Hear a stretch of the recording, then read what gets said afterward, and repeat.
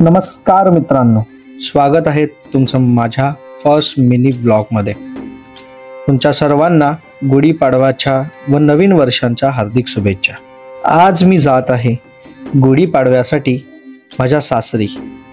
हा माझ्या लग्नानंतरचा पहिला गुढीपाडवा आहे। घरी पोचताच सुरू झाली होती गुढी उभारायची तयारी। येथे प्रतीकने कलशला व काठीला हळदी कुंकू लावायला सुरुवात केली होती।